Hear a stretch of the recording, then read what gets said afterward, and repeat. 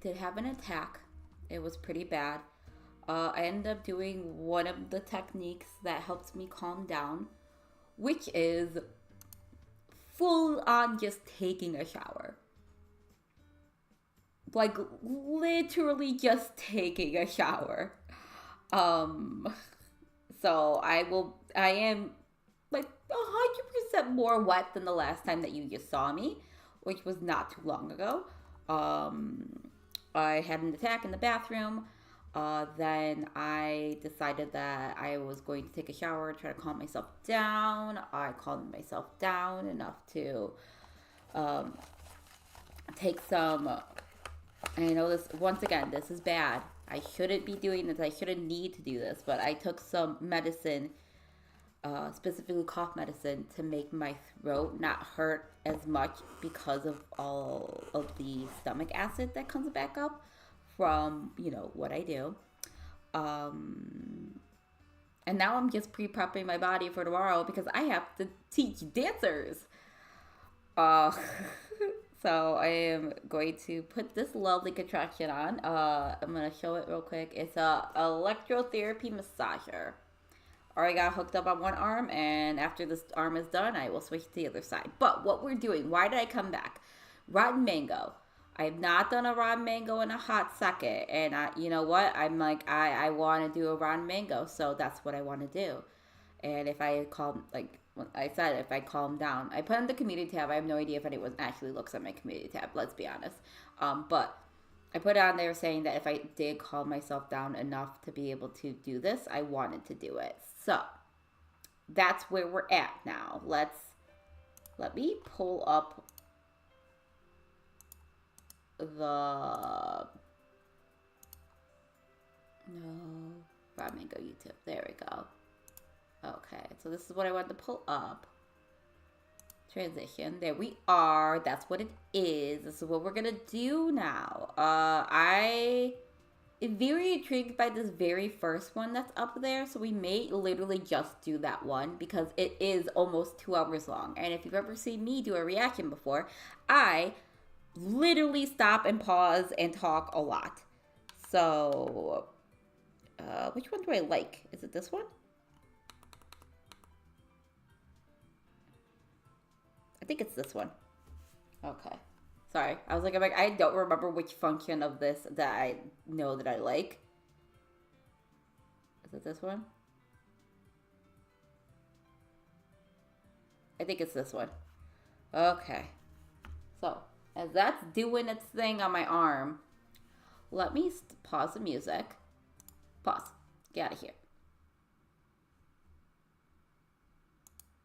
Okay, so showing just that one. La la la la la la la. Let me get these on me.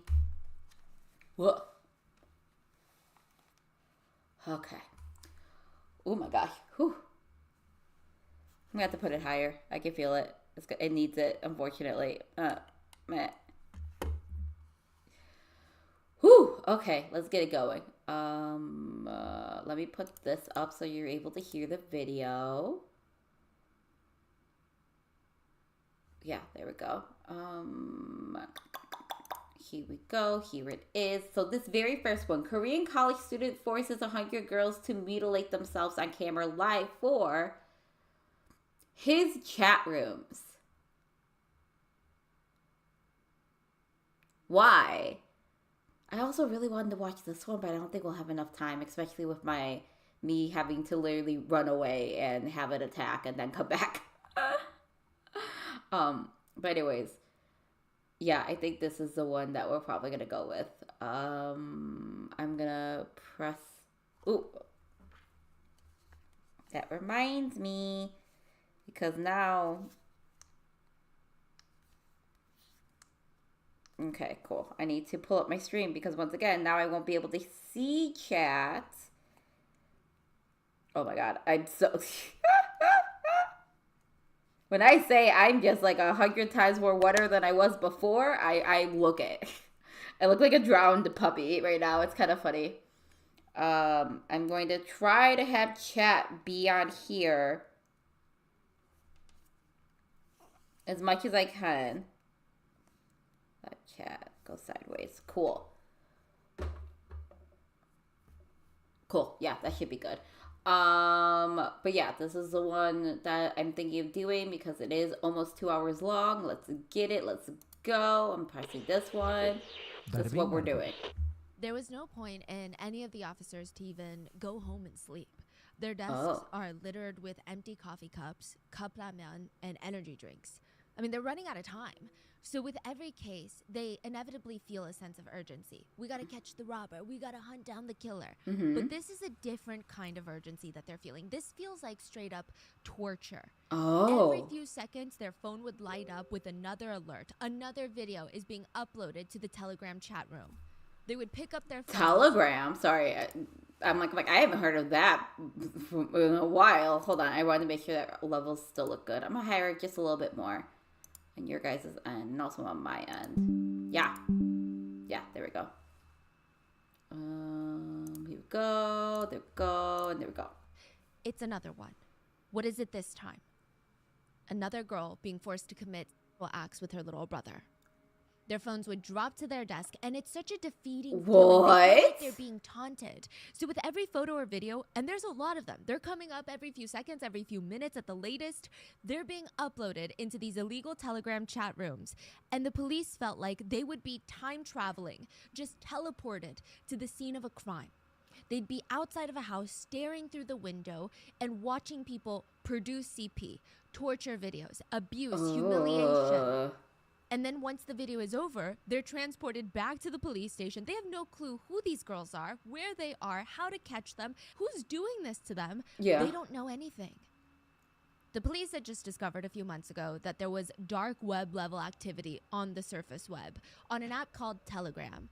There were organized crime rings all there to distribute real CP and torture videos. Oh, God. They first stumbled upon Gotham Room, which is a marketplace for chat room creators on Telegram to market their businesses. I mean, they had all sorts of rooms. So if you went to Gotham Room thinking, maybe I have a niche interest, you do not. They have something for everybody disgusting. Female nurse rooms, female military rooms, middle school girl live stream rooms. Lolly room, which stands for Lolita room, and those are just rooms that depict infants. Small, tiny infants being filmed explicitly to be shared with depraved watchers. Ew, Once you find ew. the quote room of your liking, the watchers, the buyers, they'll have to be vetted before being allowed into the Telegram chat room of their choosing. They were saying that they need proof that you're a man. I mean, we're not going to unpack that, but they think that in order to be a man, you need to have a very specific body part. And they want to see a photo of your body part. What? Next to your username. Then after providing proof of package, a government-issued ID needs to be sent to the moderators. Then your own explicit video depicting your own wife, sister, daughter, niece, cousin, doesn't matter. That needs to be posted. And lastly, all that would be required is a crypto payment. Then you get sent a link. That link is your access point to that chat room. Once you have that link, you have the power. You can anonymously torture who they call the slaves. The girls that are being blackmailed, threatened, and forced into producing these CP torture videos, you can taunt them. You can threaten them. And for an extra fee, you can get their home address and physically go R-word them. Excuse me? There are hundreds upon hundreds, if not thousands, of Telegram chat rooms providing these videos. And just like any other industry, there's buyers, there's sellers, and then there's monopolies. The brand names of the industry. The brand most names. after chat rooms. They belong to two anonymous creators, The Doctor and God. The Doctor runs The Doctor's Rooms, an expansive network of chat rooms that amass likely over 100 victims. Oh, God runs the Nth Rooms, the original torture chambers of the Telegram chat rooms. Now, even though The Doctor has the more profitable business with a wider reach, God has the reputation. Everybody wanted to be in the Nth Rooms. They were more exclusive, more personal. That was the other video. That was in the title of it. You would have to pay, what, $1,200 to join a VIP room? And then once you join, if you want the address to a victim's house, if you want to request a specific type of torture, you'd have to pay another fee for that. But God, he's not in it for the money. He would take your request only if he thought it was sick enough, and he just was known to have a tighter grip on his, quote, slaves. He would actually dox. I hate that they're calling them that. The chat rooms. All the victims you're talking about. All the victims. They called them slaves, yeah. Oh my God. The police had been chasing the doctor and God for months, but both of them are kind of like water. So every time they got close to finding them, they would scoop the water and they would just slip through their finger cracks. And it's not like they can just ask the chat rooms who they are. Why are you guys doing this? The police were able to get a link into some of these chat rooms, but they were undercover. If they start asking around for people's names, addresses, victim information, clues on who the doctor or God is, they're going to be outed as cops. The chat room would then self-destruct. It would get bombed. AKA, they would just delete the chat room and all of its evidence and start a new one without the undercover police. So all they can do really is just sit there and watch.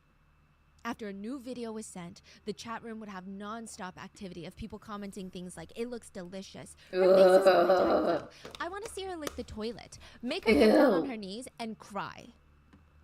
They would beg the creator of the chat room, the doctor, please, just send her address. We just want to know where she is. Because what's the fun if we can't go R-word her? We promise we'll film it. The police would have no way of finding out who these people were, the creators or the watchers. They're actively planning a crime, and the police could do nothing but just watch. One video uploaded into the chat depicted a woman being dragged into a motel room, and that address to that motel room was leaked in a separate VIP chat room that the police were not privy to, so they couldn't get the address. And one by one, this is being live streamed, they saw strangers, men from the chat rooms, coming into the motel room and essaying her together. We don't know the exact number of people, but it was a lot. Oh my God. It was live streamed and uploaded into the rooms. Oh God. That the victim from the motel room died soon after. She had been pushed to a very scary place mentally. The news of her death started spreading on the chat rooms, and the watchers were responding, wait, the motel girl really died? That's so sad. Why don't we go to her funeral and relieve ourselves on her picture one last time? It'll be like our last gift to her. Damn it, if she knew that she was going to go out, she should have at least put on one big last show for us. She should have given us her body before she died. Oh my God. I want to...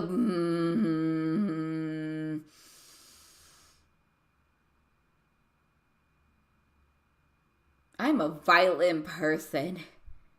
Because the things I want to say out loud that I probably should not say out loud that I want to do to these people. Ooh, okay. Like, I don't understand. I don't understand the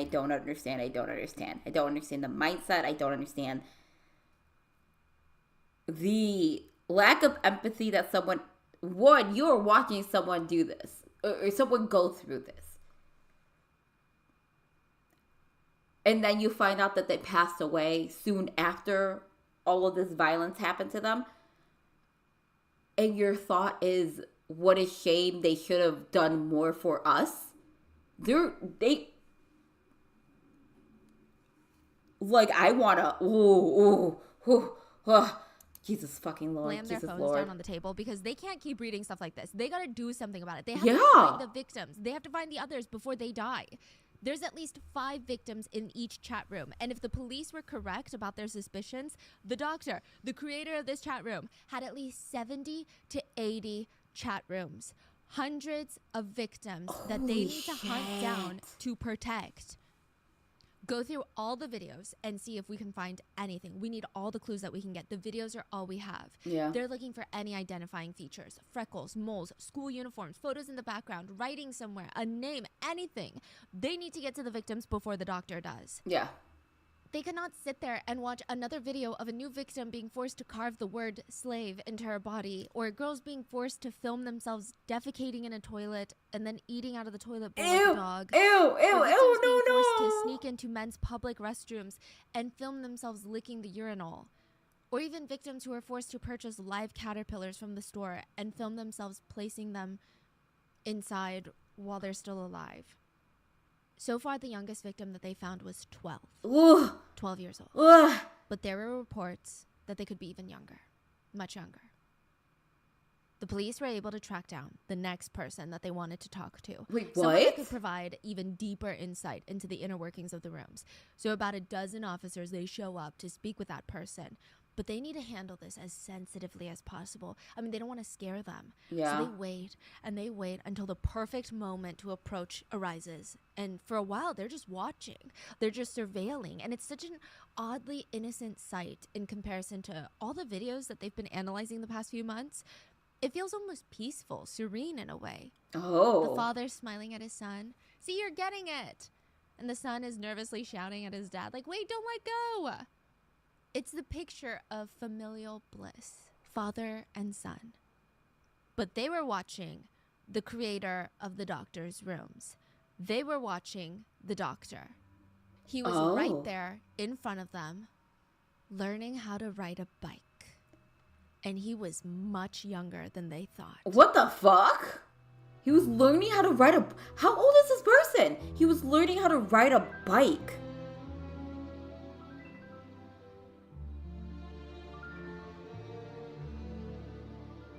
What? How old is this person? Also, now I'm kind of sad that I'm not watching the other one because the other one is the end, so I think it's like a two-parter. NAMI has an impressive international reach with a heavy presence in Asia. They help provide life-changing opportunities for survivors of trafficking by providing workforce and life skills for the women that they serve. This episode's partnerships have also made it possible to support Rotten Mango's growing team of dedicated researchers and translators. We would also like to thank our listeners for your continued support as we work on our mission to be worthy advocates of these causes. Now, as always, full show notes are available at rottenmangopodcast.com. This is part 2 of our previous episode, which will be linked below. In the first part, we focused mainly on the discovery of the doctor's rooms on Telegram and the doctor and the cat and mouse games between the doctor and the producers of major news networks in South Korea. I think I have to watch the other one first. Like, I know we started this one, but I feel like I have to watch the other one first because of the fact that it's saying that this is the second part of... I wish it said somewhere that this was, like, part 2 of it.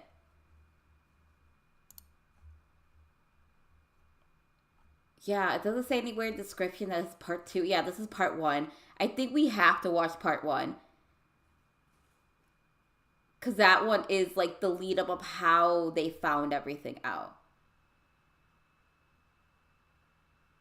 Yeah, I think we have to. I think we have to at this point. Bada bing, bada boom. Okay. Producers from SBS, the CNN of South Korea, one of the largest news networks in all of South Korea. A bunch of producers were huddled together in a conference room. This is not good. They should have listened. They should have never aired the episode to begin with. They're huddled around, hands covering their mouths, their eyes are wide, and they keep rewatching this video that was anonymously sent to them. The video depicted a very young girl, unclothed, and with nothing but a plastic bag over her head. Oh no! She had red string tied around her, and when the video starts, she says, "I am the doctor's slave. I will light myself on fire in a few days in front of the SBS headquarters. Excuse me? Please do not run the doctor's story on air." The watermarking on the video reads, SBS. Yeah, watching the first part first, yeah. The producers, they're starting to panic. Play the video again. What exactly did she say? She's gonna do what? In a few days? What's a few days?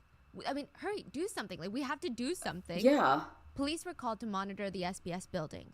But even then, they can't have eyes everywhere. It takes just 2 seconds to light a match. The producers need to find out who this girl is. Oh, yeah, I was about to say, like, what, can't they just see them? No, because they have a bag over their head. They can't see them. They don't see them. But how? They can't see her face. They don't know her name. They know nothing about her. The video is taken in what looks like any ordinary girl's room in this entire nation. It could be any of the countless students. They rewatch the video and they scan the screen for anything. Something. A freckle at this point would be enough. Anything at all. Stop. Right there. When she reaches up, the pink and white friendship bracelet. Oh. It was in another video. The producer quickly pulls out her phone and starts scrolling through the chat room. Each chat room has over 10,000 videos and photos. Oh yeah, no, we know what the chat room is. Sorry, other video. All of these photos. They're like, here, it's here. They find the same girl. It's the same This time, girl. the video is clear, same pink and white friendship bracelet. But this time they see behind her a bookshelf. They zoom in as much as they can. Okay, evidence. Written on the side of a middle school textbook is the girl's name. And next to Middle those are a collection school. of sticky notes. And they read, I love you, doctor. Please, I love doctor a lot. I am a slave. I am doctor's slave. Doctor's chat rooms are the best. Wow. This is the case of Paksa, the doctor who ran one of the most prolific illegal international CP torture rings of recent times. And it was all done on the internet, not even on the dark web. Not on the but dark on one of web. the most commonly downloaded apps by citizens, Telegram. Yeah, They which would is say in the fucking world of crazy. Telegram, the doctor is, quote, a god-like figure. Welcome to the doctor's room. Did he? Sorry, I saw that he had like a neck brace on. I wonder if he like tried to run or like he tried to like flee something and he got injured. Bow, bow, bow, bow. Sorry, I'm gonna higher it a little bit more. It's probably really low. I'm so sorry about that. I just realized how low it was on this end. We would like to thank today's sponsors who have made it possible for There Rotten we go. Mango to support NAMI Network, whose mission is to combat human trafficking. NAMI has a very impressive international reach with a heavy presence in Asia. They help Okay. provide life-changing opportunities for survivors of trafficking by providing workforce and life skills for the women they serve. This episode's partnerships have also made it possible. Sorry. I used to work with an organization that worked with something along those lines. I think what are they called? Coalition of Life. It was Coalition something, but it like was the same thing. People who were like forced into sex trafficking and things like that. It would give them a way out, give them legal counsel, and it would also give them like skills that they can work on to help them build like a life outside of doing sex work. Because to be honest, I know a lot of people who, once again, because of my occupations and my online things, I know a lot of people, like, especially within like strippers and strip clubs, a lot of people tend to go back to those forms of like those jobs and those ways of making money because the money is so good. And a lot of times when people get sex trafficked, it's not just like, obviously they're not getting money, but they are most likely getting drugged up. A lot of times when people are like, or in these situations, they get drugged up, they get addicted to drugs, and so they stay with the person that's giving them the drugs. And then whichever way that they're saying that is the payment to get said drug, like doing the sex, all of that. But yeah, no, I used to work alongside an organization like that for a little bit. Like we used to fundraise for them to like continue to do stuff in the Chicagoland area to help people. But yeah, no, that's great that they're partnering with someone like that. But yeah, anyways, I do have a little bit of spoilers because I did watch the second part of this before the first part. But let's just keep going because how did they discover it is now the question. Because also go Telegram. I used to use that app to figure out D&D games, so that's To crazy. support Rotten Mango's growing team of dedicated researchers and translators. We would also like to thank our listeners for your continued support as we work on our mission to be worthy advocates of these causes. As always, full show notes are available at rottenmangopodcast.com. Now, before we get into today's case, I want to give a heavy content warning. This case involves a ton of stories of trafficking, essay, and torture of our most vulnerable population. The crimes are incredibly graphic, so please, if you feel like this case might be too much for you, go take care of yourself. Yeah. We will see you in the next one. The investigative journalists that worked on the Enthram case were fundamental to bringing down Enthram. one of the most insane, complicated web of torture rings in recent times, and they were really in the trenches of hell trying to help these victims. Yeah. It's likely that the perpetrators would not have ever been caught without them. Okay. Many names have been changed out of respect and anonymity for the victim and also for the victim and witnesses' safety. That The makes sense. exception are the names of the perpetrators. It will be in their complete legal names. Okay. Some anonymous testimonies from victims or witnesses have been condensed or combined for clarity, and we had help from our amazing Korean researchers, but as always with any and all cases, especially the international ones, please let us know if there was anything that was unintentionally mistranslated or miscommunicated, or if you have any additional information, let us know down in the comments.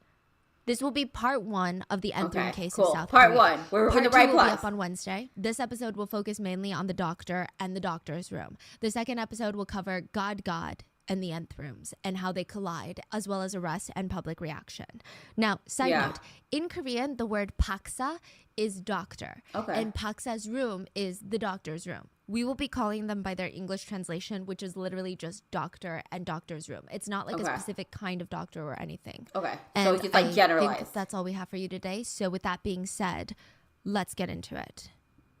2 middle school girls were in a public restroom. Excuse me. They had to hurry. They weren't even in one of the stalls. They're near the urinals, near the sinks. Right when anybody turns the corner into the men's restroom, these 2 girls are going to be in there. Anyone could come in at any single moment and see what they're about to do. They would see the camera set up. They would see the video recording. They're like, come on, let's just get it over with. We're not even supposed to be in here in the first place. Yeah. They turn on the camera. Hurry, just hit record. It's fine. One of the girls clicks record, and the 2 girls turn to each other. Their eyebrows are crinkled, and for a brief moment, it looks like they're about to burst into tears. But they stop, and they smile as big as possible. They're trying to show every single teeth. But the top half of their face and the bottom half of their face, it just doesn't match up. Yeah. It seems like they're smiling, but like they're being forced to. They don't want to be here. They don't want to be smiling, is what they look like. One of the girls asks through clenched teeth, "Do we really have to do this?" Her friend nods, and the 2 slowly get down on their knees on the bathroom floor. Then they place their hands on the sticky, smelly floors. They are in their middle school uniforms. They angle the camera better so that they can see them up close on the ground, and a tear streams down one of the girls' faces, but neither of them break their big, big fake smiles.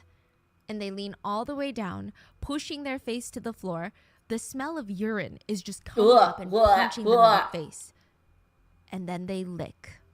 Yeah. They lick the urine off the floor. And they have to go again and again. They're licking the dirty, pee-soaked floor of a public men's restroom right underneath the urinals.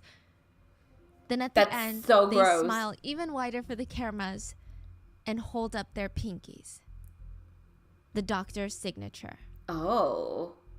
Meanwhile, a 30-year-old man, a Korean man, was getting ready for an interview. He made sure that his wife knew not to bother him. The kids were in the other room with instructions that they cannot, under any circumstances, come out of their rooms. They cannot talk to Daddy right now. Daddy is busy. He would need total peace and quiet for this very special, momentous occasion. I mean, it's a big, big day for him. He's going on an interview? Feeling all the tingly excitement in his fingertips. I mean, this is probably the best opportunity that he's had so far. He cannot blow this. Oh. He grabs his phone.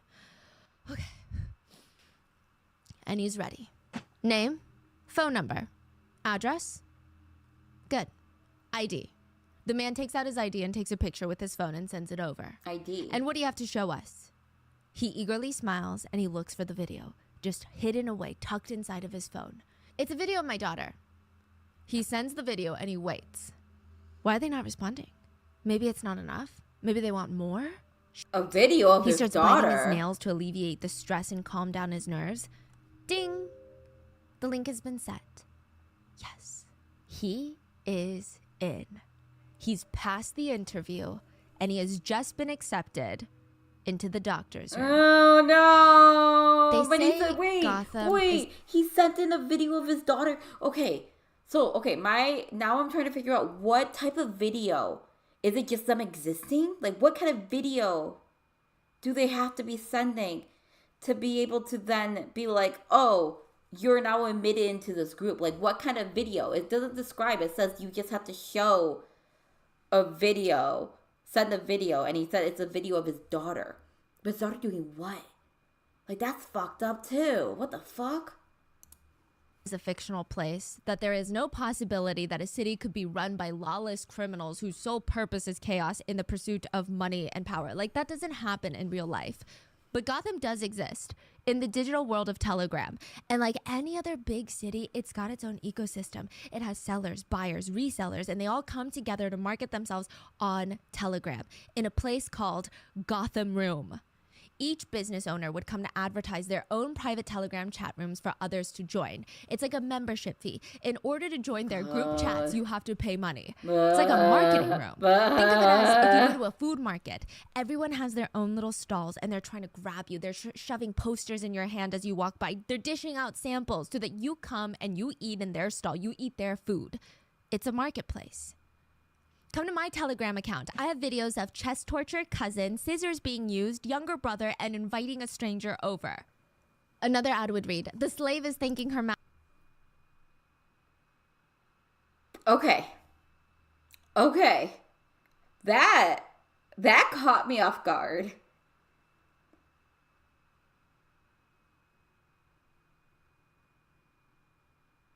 Just like the descriptions of things, just like so nonchalantly, oh, these are all the torture things that I have available for you to watch today. Master in my room. Room number 2. Come and watch. Others are more tech focused. Data quality is guaranteed at a high level in all of our rooms. Hard and soft are available to suit your taste. Please DM us only if you can purchase immediately. We don't do payment plans. If this was your first time in Gotham, you could potentially find a tour guide to help you and to teach you the ropes. First of all, barely any of the rooms contain consensual material. Yeah. Mostly underage, and most of the time they're being forced into making these videos. Or they have no idea that these videos are even being made and uploaded for maybe even tens, if not hundreds of thousands of people to watch. They're called slaves in the chat rooms. No. That's what they're called. And Shit. it's all about asking for exactly what you want in Gotham. You think that what you like is so niche, is so different, is so special that nobody's going to have a room for it. But trust us, there's a chat room for everything. There's something for everyone here. Female teachers chat room, female military chat room, female police chat room, female nurse chat room, female middle school chat room, female middle school live stream chat room, girls room, and then an ad would pop up. The Lolly Room is run by the username Jeep. No affiliation with the brand, where he distributes only CP for those that are interested. Please join us. What's a lolly room? Probably the most popular chat rooms.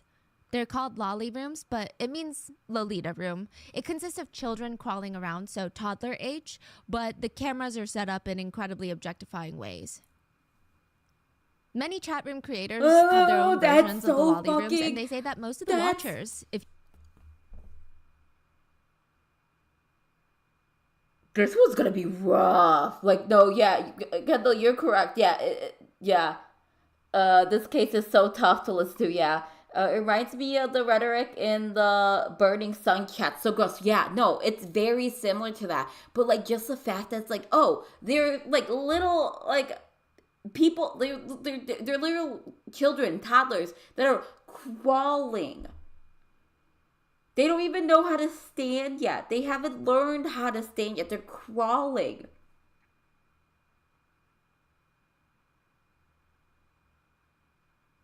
Fuck. This one's gonna be rough. If you will, the buyers are teachers from elementary schools. No way. Many of the most popular rooms consisted of videos depicting the same 3 to 4 girls. Typically, it was always girls. But because they don't want to show you the videos before you commit to purchasing, they would just go to Gotham Room and describe the girls to you instead. Her upper body is shaped like this. She's a little bit chubby, but thick thighs and thin waist. No body hair. Likes to cry while performing, if you're into it. Pretty good at studying. Big chest. Pretty good at studying? What the fuck? That's a weird... daughter. Introducing my 4-year-old sister to film. 8-year-old sister live broadcast. 7-year-old neighbor's daughter's toilet. My 6-year-old daughter is so pretty. Some would get straight to the point and they would just write, urine drinking torture. The Gotham Room was like a giant catalog, a menu of all the things that you could possibly want, but for a price. Oh my gosh. The price of entry into Gotham City is like a seesaw. So to some people, it's the price of selling your soul. To other people, it's like tossing a penny into a fountain. It's nothing to them.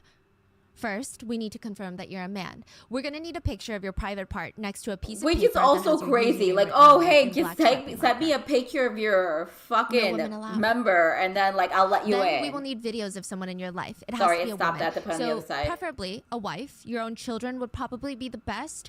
Nieces, cousins. Yeah, maybe a neighbor. Wait, okay.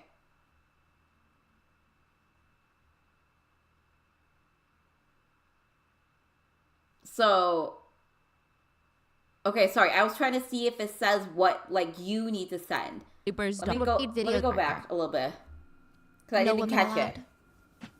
Then we will need videos of someone in your life. It has to be a woman. So, preferably a wife. Your own children would probably be the best. Nieces, cousins. Yeah, maybe a neighbor's daughter if you don't have any. Videos or photos of them secretly taken that are explicit in nature, the younger the better is what we're looking They for. have to be explicit. That's just the price of entry.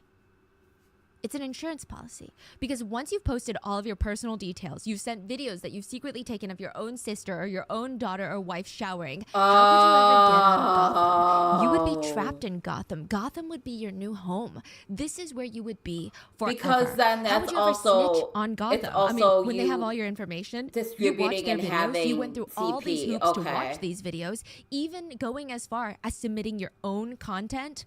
How could you ever snitch on anyone? Yeah, I get it. It's a tactic that many mafias use, like mob bosses. They'll make you commit a crime because afterwards, it's almost impossible to turn on them. Yep. They've got evidence of you doing the same exact thing. Yep. You're just as bad as the people you're snitching on. Yep.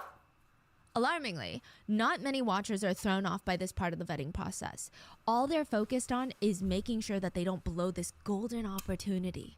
Golden opportunity. Once they're vetted by this point, they've sent pictures of their privates, submitted their IDs, pictures and videos of family members. All that is left is an exchange of money, typically through crypto.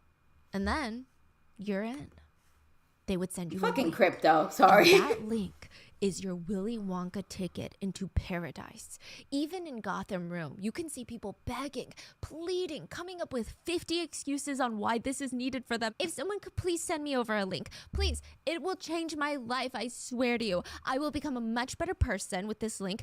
I have cancer, you know? Someone send me the link. I could die at any moment. Do you want me to die without having some bliss in my life? Wow. That's what someone's saying? Yeah.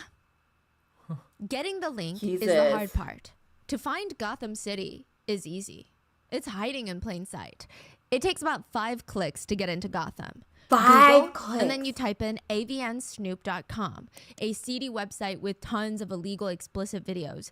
From there, you can find a link into Gotham Room, which is on Telegram. Now, all you need is to pick the room of your choosing, get vetted, and you're in. Oh, God. The most popular room to get into is one of the doctor's rooms. Okay. It takes about 6 clicks in total if it goes smoothly. And once you're in, the very first message pops up welcoming you to Gotham. And it reads, "Let's rip." Ew. Kim Wan was in. A link appeared on his email for his new assignment.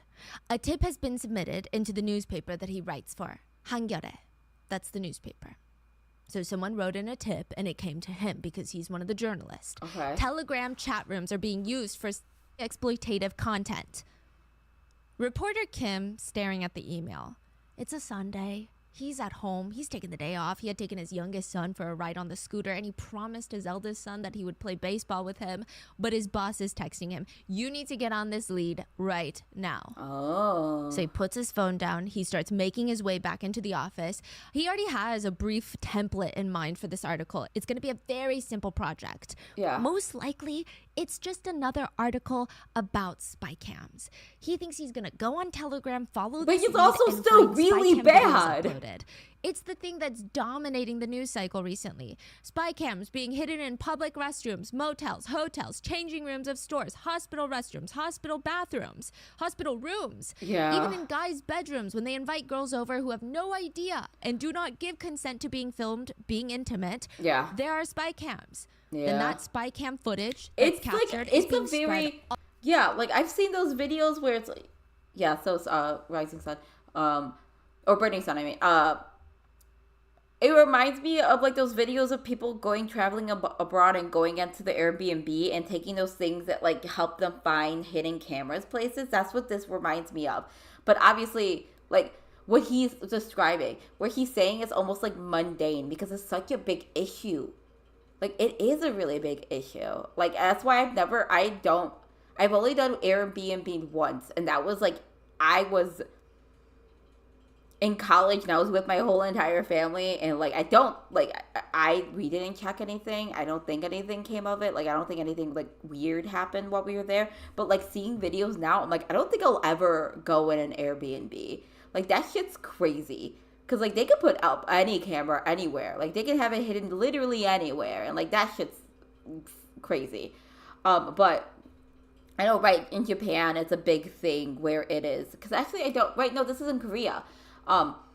But I know in Japan, like, that's a big thing. Like, hidden cameras and, like, people doing, like, just cameras of, like, random people on the street, like, upskirt things and, like, stuff like that. And, like, in changing rooms and, like, in bathrooms and stuff like that. I know it's a big thing over there.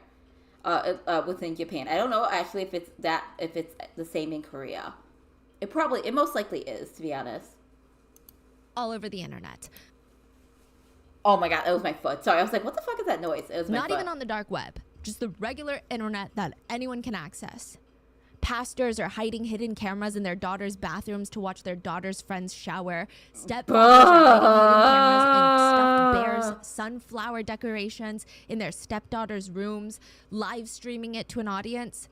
Is it deplorable? Yes. Is it shocking? Yes. Is it a threat to society? Also yes. But is it also old news? Absolutely. Which is fucked up to think about. Kim is feeling.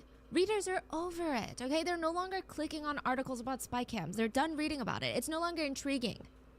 But he sits down at his desk on a Sunday anyway, in this empty office, and opens up the lead that was submitted. It reads, there are reports of a junior in high school who distributed CP to his friends on Telegram. Screenshots were attached to the email, as well as the IP address and exact home address of the student spreading the videos on Telegram, as well as a link. Journalist Kim clicks on the Telegram link, and he was admitted entrance into a Telegram chat room with over 9,000 members. 9,000? This wasn't a chat room full of videos. This is like the Gotham room. It's not even a chat room with the content. It's a marketplace for other chat rooms. He goes on there and he sees the clearly labeled categories for chat rooms to explore. Oh, God. They read regular explicit content, domestically produced videos.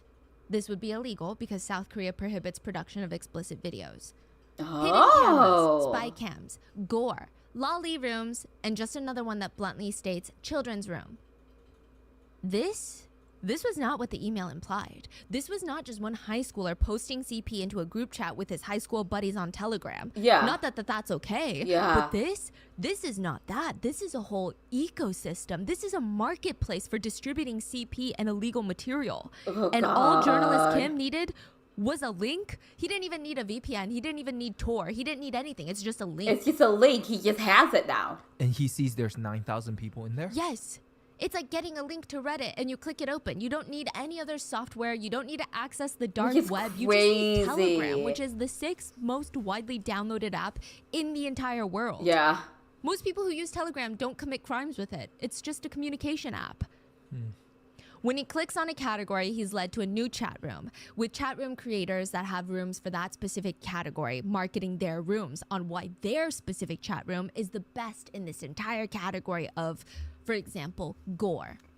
Kim would see hundreds of previews of photos and videos, and they were all CP.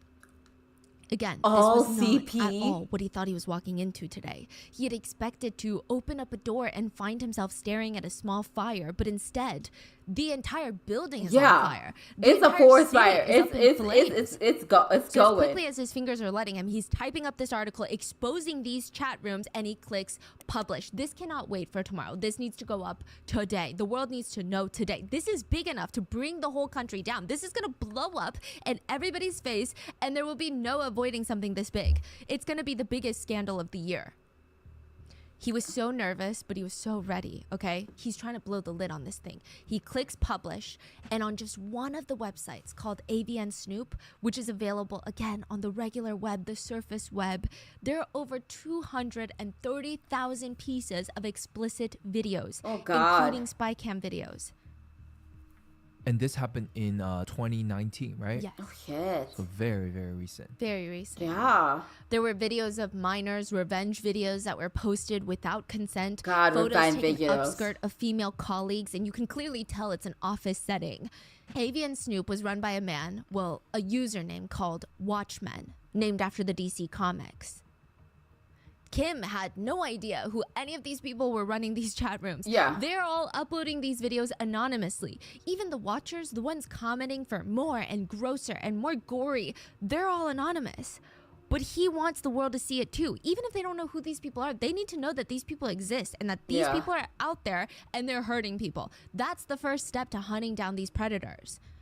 After reporter Kim publishes his article, he has his email pulled up on one side and the chat rooms pulled up on his phone. And he's waiting for his email to blow up, okay? Usually when he posts these types of articles that are very divisive or shocking or explosive, he's getting leads, tips, personal encounters of people that have been on these websites. They're gonna just start flooding in. Yeah. Ding, ding, ding. It's already coming. He checks his email. Nothing. He checks his phone. And the chat room is going crazy. Let's dox his ass. Here's a picture of him. Look at him. Shit. He looks like a pervert. Kim opens the file, and it's a picture of him. Oh, shit. Yeah, let's go find him. Someone go get him. Go. Already done. His name is reporter Kim Won. This is his address. He's an incel and a... That's crazy. That's They're using those words to describe him, but Yes. they are all And that. people are laughing, ha ha ha ha ha. What should we do about it? Reporter, I know you're in here reading this. So here we go. We know where you live. We know where your family is. So you better watch out. Ding, ding, ding. Reporter Kim starts freaking out like, what the hell is going on? Did the article blow up? Because the chat rooms are blowing up talking about it. He feels this surge of adrenaline. He's refreshing his email. And nothing. Radio silence. Nobody cares about the article. Shit. But his phone is just, it's hot to the touch because it's going off Pass so away much. the- It yeah, just won't it's stop. so We terrifying. got his Facebook. Look, he has 2 kids. Here's a picture of the eldest. That's his wife. What's his wife's name? They found his... Oh, shit. Yo, to be honest, this is why I only have one account that is, like, personal and has family members on it. And everything else that I have, literally all of it is my... Like, for the streaming stuff, and also my performer account. Like, that's all I have. Like, there's literally only one account that I have that also is, like, has family members on it. I don't even have a Facebook anymore. That was due to other reasons, but now, like, I don't think I'll ever have a Facebook ever again, because, like, you can just find anything and everything about anyone on there. Like, you just put your full government name out there. Like, yeah. Someone find out her number. I got his address. Kim is likely trembling at this point. I mean, he's staring down at his phone. There are photos being distributed in the chat room of him, of his family, of his apartment building. Kim's article exposing the chat rooms only went viral in the chat rooms. The rest of the world didn't seem to care. Oh, no. Ding. New event has been created in the chat room. Event name, Catch Kim Won. Time, now to indefinitely. Find out date of birth, names of every family member and all their private phone numbers, as well as all their employment records. Prize, your chance to order a slave. Oh, shit. What the hell is happening? Kim refreshes his email once more, and there is finally something. An unopened email from an anonymous sender. He clicks on it. You're barking up the wrong tree. All these people are nothing. AVN Snoop, they're nothing. You need to look into the doctor. I can help you. Oh, shit. Reporter Kim responds back. Who's the doctor? Who is this? Me? I'm the Joker. What is happening? I've been trying to look a little bit more put together in these videos for you guys, and recently I've gotten a few emails asking where I've gotten my tops from, and there's they're doing the ad read. Here's the ad read. It's Stitch Fix. It's a box. It's a subscription. You can get things and shit like that. Anyways, get your back. But I want to talk real quick. Sorry, I didn't want to completely mute them. Okay, so your style, size, and budget. It's will help you put together your dream crazy how quickly they found so much info on that. I feel like this is why so many reporters, for like a long period of time, they would have pseudonames, so they would have names that they would just do reporting under, and like it wasn't associated with their actual name. Because like people can, like, once they find your name, like it's so easy for people to find find 4 times a just week, so I much would get random so shit stressed about you. out, especially Like because I know you right guys now, are I both know working if like and doing other I things at went the onto same time, Google and and that is put why in my I feel so government much name, simpler now that I like have my Stitch Fix so much stylist. All random I did was shit would send her my pop up. measurements, briefly Like, tell her about the vibe that I'm and like going it would for, just and I let her get know too my ideal much budget. info about my Now, life. So whenever I anyone need to that like refresh was my trying to wardrobe, my like to stylist sends me hunt 5 me down, pieces. they Then she probably will could make have a pick lot of just for me. info out Plus, she there sends about outfit me. recommendations and pro Even styling with tips. like my And I'll just performer look at name, the you clothing can items she Google sends my me. performer I click name, what and I a lot like, of and I stuff just will ship back pop the up rest. still too. Shipping, returns, and exchanges are But always it free, won't and the be best as part is, personal. It'd this be is like not a a lot subscription harder to service. like try to I make track orders someone whenever I down. want, But however I regardless of want, that, so that it always this fits is my needs. There's no feeling insane like the confidence boost that you get how when wearing the perfect outfit. And for me, quickly that wouldn't have been possible without my quickly they stylist found all from the Stitch Fix. information. It Style reminds that me makes of you like feel as good hardcore as you look. stands of Get some started today at streamers. Because like some of them stitchfix.com/rotten. are That's also a little loopy stitchfix.com/rotten. sometimes. And if they feel like they're Stitchfix.com/rotten. being wronged by someone, they will attack that person for their creator, even if that creator doesn't tell them to do that. Like, I know it's a big thing, it's a big parasocial situation, but like this is like another level of all of that. Also, Stitch Fix, she did the ad read. Use her link if that's something you're interested in. Okay, cool. Kept going on. Let's go. Eunji is standing in the hallways of her middle school with her friends. She's in a good mood. School's almost over and she's gonna head back home soon. Maybe she would even stop by a few stores and get a new phone case. She had a brand new iPhone and AirPods coming in the mail and she's so stoked for this. Oh, that's exciting. Yeah. Ding.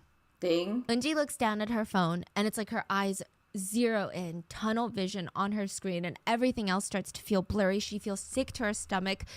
Eunji, what's wrong? You look like you're about to throw up. Eunji turns her phone off so her friends can't read, and she's like, nothing, I'll be right back.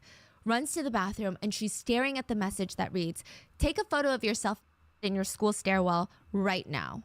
Oh, shit. She doesn't respond. Ding. Another message pops up. Town Girls Middle School. What?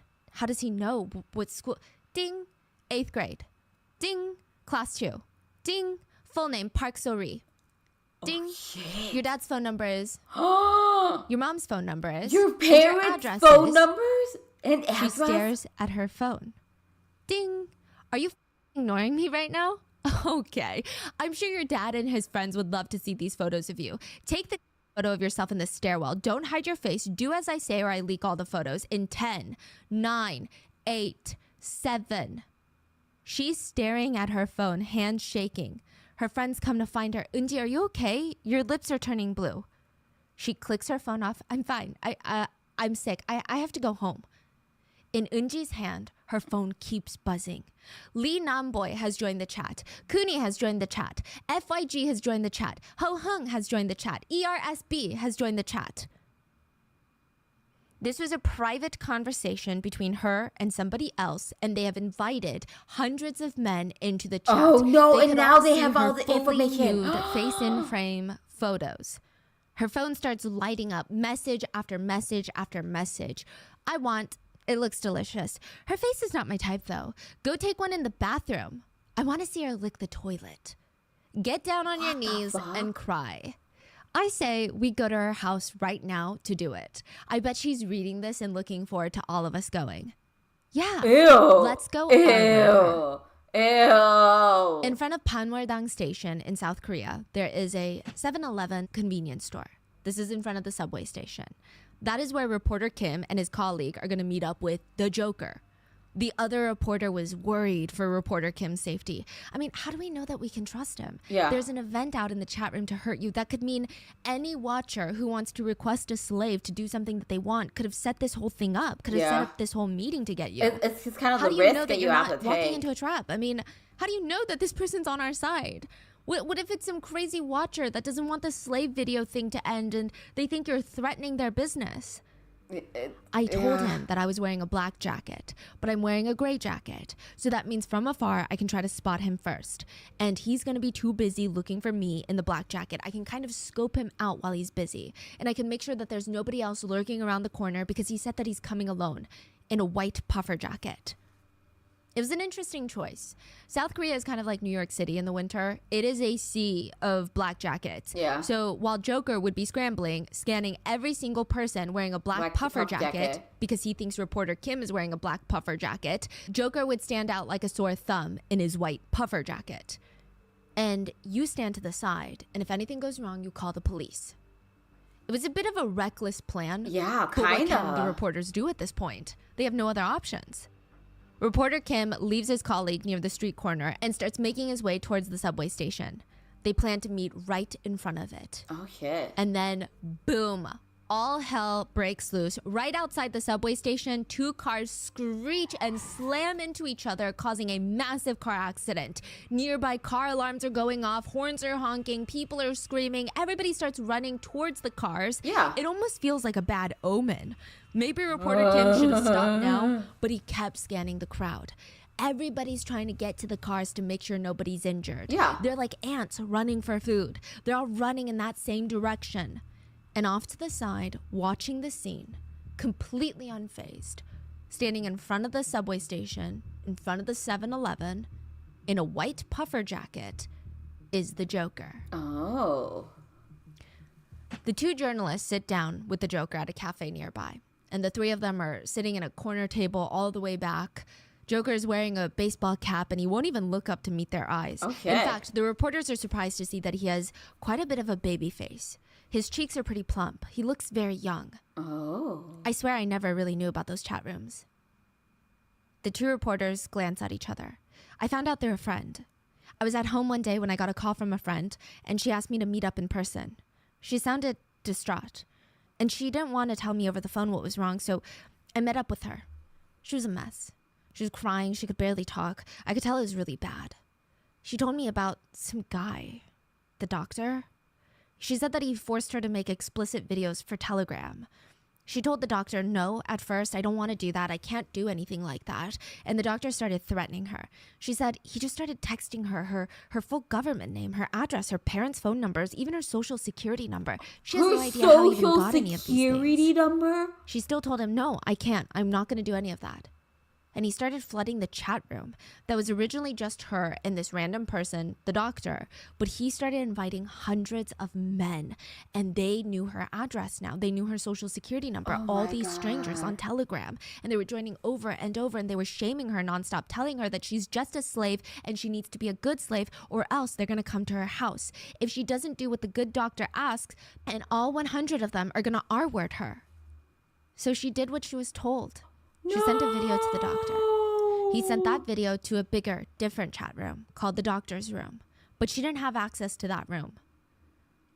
Joker told reporters that it became his mission at that point to infiltrate the doctor's room to see what kind of videos he was posting and how many people were involved. Yeah. He said, before you can even go to the doctor's room, there's a waiting room that you can enter. And that's where you figure out your taste. It's almost like a survey that you would fill out at the doctor's office. The doctor will post trailer clips in that room, teaser videos, and once you decide which room you want to get into, you get vetted. You pay the fee, and then you'd be in to see the doctor. Once you get into the actual chat rooms, the first thing that you see is just skin. The whole screen is filled with the color of skin, like pink flesh everywhere, that color. A lot of nude young girls, all of the videos. Each photo or video is watermarked the doctor. And if it's not watermarked, the girls would have... They put a watermark on that bitch? Ooh, oh shit. He's putting a watermark on them. Being like, this is my original content. If it gets uploaded anywhere else, you know whose content this is. Like, that's the reason for watermarks on things. Like, when once again, the jobs that I do, when I upload to certain sites, they will put a watermark on it to, like, have it be like, okay, you cannot put this content on somewhere else. Like, it's just like almost like an insurance thing of being like, you're only producing this for our site and nowhere else. That's crazy to even hear that he like also was putting a watermark to be like, if anyone else re-uploads this, they'll know that this is from here and they'll come here. Fuck, goddamn. And they said he looks young. I'm really now curious of how old these people are that are running. Dr. Slave written on them, typically in big, bold black letters or in red on the arms or thighs or the legs anywhere. Eventually, he'll have some of the victims carve the words "doctor slave" into their bodies. Oh, God. The victims would be forced on their knees to beg for forgiveness for not being good while they carved themselves. Oh, no. That was his trademark. The doctor had 3 distinct signatures for each video. First would be somewhere on the girl would be "doctor's slave." And the video or photo would be watermarked with "the doctor's slave." And along with the opening of every video, the slaves would lift up their pinky finger. That was his signature. Why? And lastly, Why the pinky finger? every single video depicted the victim smiling. They had to smile or else. In almost all the videos, their whole bodies would be shaking with fear and their eyes would be puffy from crying, and they would still be forcing a smile. Oh, no. Watchers would comment, "See, I told you, they all want this. They Ugh. like it." Ugh. There would be menu items. Most watchers don't seem to be just part of one chat room. It seems like they're part of multiple, because another thing that the doctor does is once you enter a chat room, you only get videos made by the same 3 or 4 slaves. If you get sick of them and you want fresh new people, you'd have to join another chat room where it's another 3 or 4 quote slaves. And like I just want to put a quick disclaimer. I thought of different ways of presenting this information that didn't include the heavy usage of the word slave, but Yeah. it's so embedded in everything of this case. Like, I think that's also one of the main points of this case, that word and the overusage of that word and marking the victims on their bodies literally with that word Yeah. is such a big part of the emotional and mental trauma as well as the physical trauma that the victims faced. So Yeah. I didn't want to soften the word, because that is what happened. Oh, God. I don't want to make it seem like it's not as bad as it was, because it's as bad as it gets, you guys. Yeah. It's suspected that the doctor had over 300, quote, slaves. Now, the doctor is known in the Over chat room world to be 300? Wait, constantly what the innovating fuck? and updating his menu items to keep his watchers happy. So the menu reads: consuming urine, poop, backside, knife play, using scissors in private parts, public nudity, Using chest scissors torture, in private and parts. younger brother incest. Ew, incest. The doctor has about 70 to 80 chat rooms, all separated by taste and menu items, as well as the number of, quote, slaves. But even within a category, they would be categorized as hard, medium, and exclusive. So hard rooms start at about $187 to get in. Medium rooms start at closer to $450. Oh. Now you're going to get much more intense, graphic, frequency of content gets shorter. Like, you're getting a lot more stuff in the more you get it. It's a tiered system. It's a tiered system. The videos get more graphic, they get more violent. It's a lot. And exclusive rooms, being the VIP rooms, they start at about $1,200. Oh, shit. What's in the VIP What's in the rooms? VIP rooms? Caterpillars. Caterpillars? The victims are forced to buy live caterpillars, like, you know, the ones that you get at the pet store. Yeah. And while they're still moving, the victim has to pick them up one by one, show them to the camera, and then insert them inside while they're still alive. They have to do like a whole cup of them. If you guys want, I can send you the link. And with the help of the Joker, the 2 journalists, the 2... Why? Why, though? Why? Who's out there being like, I brought us home a surprise for tonight for me and you, baby. Live caterpillars. But why okay, I'm so confused on several different levels. Caterpillars. Why caterpillars? Like, it's just a very random insect to choose. There's like so many things that I don't know. Like, my brain's trying to figure out why caterpillars. I'm sorry. I know it's the most unimportant part of this, but like, I can't stop thinking about caterpillars now. But like, this is so degrading. It's so gross. And all of these people are underage. They don't have the consent of this. No one is consenting of this. Oh my God. Oh my God. Reporters were in the doctor's room. Unji hit download on her phone. Unji's the middle schooler, and all of her friends had recommended this new trending app where you could be paid to talk to people anonymously. Lonely rich people will join the app and they will pay you to chat with them. It sounds like easy money. People were saying it's good. And since Eunji is in middle school, it's not like she has any other like overflowing job offers just handed to her. She plops down in a bed and clicks create account. Like most apps, it's not that lucrative or as interesting as everyone made it sound. It's actually kind of dry. She downloads it, she creates an account, and nothing. She's about to give up and throw her phone down when ding, a message from an account called The Doctor. Oh no. Oh no. Do you want a job? Oh no. Eunji sits up. Yes. The doctor said that he just wanted to talk and share photos with each other, and he would pay her $4,000 a month. Now, to give you perspective, the average salary for someone who has graduated college and is in the workforce in South Korea is about $3,000 a month. She's in middle school. He's in middle school. $4,000 just to talk? The doctor reassured her they would never meet up in person, but he did want some photos of her. Videos would be nice too, and of course, frequently he would ask for some video chats here and there, but that would be it. No in-person contact of any kind. He'd be willing to pay $4,000 a month for it. Eunji agreed, and the two would move over on Telegram to talk. No! The doctor would send a message. Send a picture of your body. Eunji hesitated. I can send you money right now if you do it. Besides, Telegram has this self-destruct feature, so after I see it, if you click that self-destruct, the photo will automatically be deleted. Eunji would send a photo with just her body without her face in it. The doctor responded, good. Send me your phone number and your address. I want to send you a new phone, a new iPhone, and AirPods as a gift for that picture.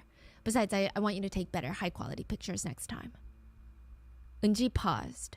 She's like, I mean, technically, this is what the Sugar Baby website was for, right? Is to make money without actually meeting people and doing these things. But then saying, okay, send me all this. Send me your exact location. Send me your phone number. Send me this. Send me your address. No. That's why there is a third-party site. You stay on that site. Everything stays on that site. That's why these third-party things where it is set up where it's consenting adult, not a middle schooler, consenting adult can go on there and do whatever they gotta do to get their bag, but they get fake phone numbers, they get their information encrypted, so no one can actually track them down for safety reasons like this. Oh my god. And obviously I'm not but I'm just more I don't know how much it is told in other countries. I know how much it is told in the US, but about safety on the internet and safety in what you send people and things like that. I don't know how it's set up in other places in the world. But this seems like the thing that you'd be don't send strangers this information. Don't do it. Just don't. Oh my gosh. This is how it's supposed to work. Why would anyone download the app if this is what it's doing? I mean, people love this app. It's trending. Eunji slowly types in her address and her phone number and hits send. No. From then on, the doctor would consider that victim his, quote, slave. He would add them to what he called, in the chat rooms, the doctor's encyclopedia of actresses. Oh, God. Every slave's name, address, phone number, and personal identifying markers would be added. He would threaten them, blackmail them. He would force them to send more videos, more photos. From there, it would just snowball. If they don't respond or they try to tell him no, he would text them, hey, are you still alive, huh? It seems like you don't fully understand. I clearly told you, if you don't listen to me, I will chase you to the end of the earth and I will ruin your life. Respond to me as soon as you see this message, or else, because I'm going to send this to your dad. I'm going to send the video of you reading out the slave contract while performing pleasure with objects, and I'm going to hack into your Twitter and spread all of your videos. I've made myself clear, so you better respond.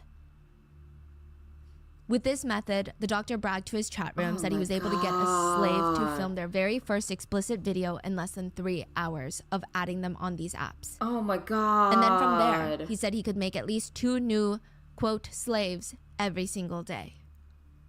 Oh my God. A new video was released into the doctor's chat room. Another victim. The video starts with her holding up her pinky finger and smiling at the camera. And then she steps back, undresses slowly, places her underwear on top of her head like a hat, and then starts convulsing until she drops to the floor. Her eyes roll back in her head as if she's having a seizure. Her arms and legs are just wildly shaking. She was not having a seizure, though. Oh. The doctor just thought it was hilarious. What? So he would make these girls do these very humiliating things. But that's the thing with the doctor's rooms. The watchers in there, they get bored very, very quickly. The doctor could feel when his patients need more, when they're getting disinterested, when they're getting unengaged. Ew, I hate that it's called the patients. He could feel it. So originally, it starts with just humiliation. Victims would be forced to go to men's public restrooms at subway stations, malls, gyms, schools, anywhere. They would have to sneak into the men's public restrooms, get on all fours, and start licking the urinals or the floor underneath the urinal. Okay, so sorry. This is like a very, very weird side note of this. I used to work overnight at a gym. Like I used to work at a gym. And when I say I used to work overnight, and like I used to have to clean the men's room and the women's room overnight. And when I say that, like, literally underneath the urinals, the floor was a different color because of buildup. And because me being the person who was cleaning it, had to sit there and try to scrub it. Like, it took me months, literal months, to scrub all of it away so that it was the same color as the rest of the floor.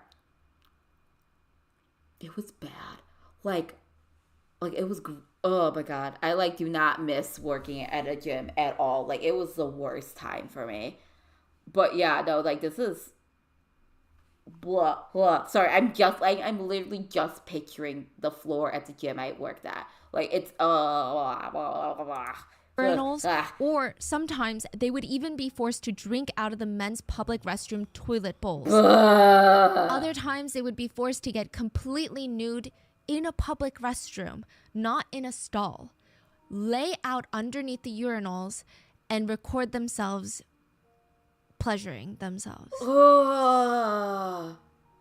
Other times, victims would be forced to film themselves peeing into their own toilets at home and then getting up, bending down, and washing their face with their own urine and toilet bowl water.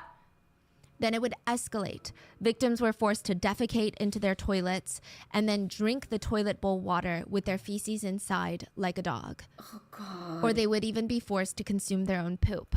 All with a smile on their face because... Okay, if it's between someone consulting, there are some crazy things that people are into out there.